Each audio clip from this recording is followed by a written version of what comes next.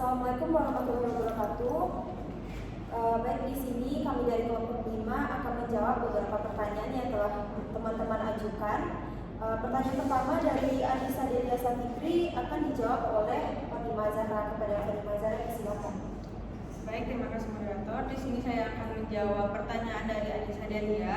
Pertanyaannya yaitu bagaimana komunikasi internal yang tidak efektif dapat menjadi penghambat utama dalam mewujudkan organisasi yang progresif, dan sejauh mana pimpinan organisasi menyadari peran komunikasi dua arah dalam menciptakan budaya kerja yang dinamis.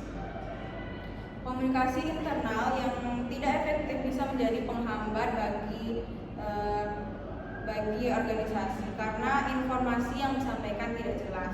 Akibatnya karyawan bisa jadi bingung atau salah paham atau tidak tahu apa yang harus dilakukan. Ini membuat pekerjaan jadi tidak berjalan dengan lancar dan tujuan organisasi pun akan sulit untuk dicapai. Kalau pimpinan tidak menyadari pentingnya komunikasi dua arah, artinya komunikasi bukan hanya dari atasan ke bawah, tapi juga sebaliknya, maka karyawan bisa merasa tidak dihargai. Padahal ketika pimpinan mau mendengarkan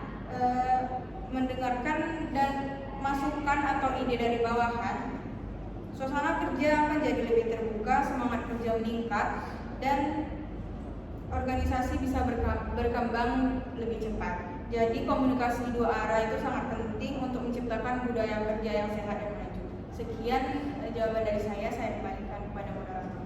Terima kasih atas jawabannya Fatimah Zahra. Untuk pertanyaan selanjutnya dari Lutfa Ramadhanila akan dijawab oleh Intan Nurdiana. Pada Intan, silakan.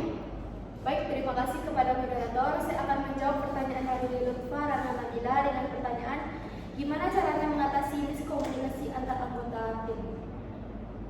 Baik, untuk mengatasi miskomunikasi antar anggota tim, penting untuk membangun komunikasi yang terbuka dan jujur.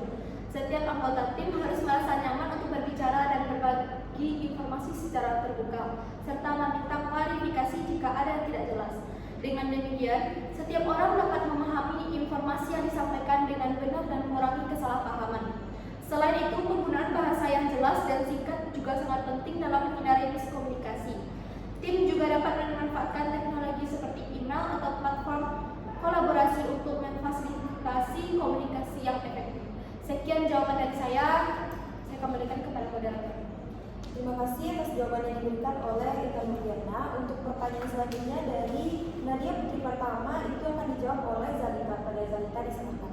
Terima kasih kepada moderator. Baiklah, saya akan menjawab pertanyaan yang dari Nadia Putri Pratama yang pertanyaannya, bagaimana seorang pemimpin memastikan bahwa komunikasi berjalan dengan lancar, terbuka, jujur, dan mendukung tercapainya tujuan organisasi secara keseluruhan.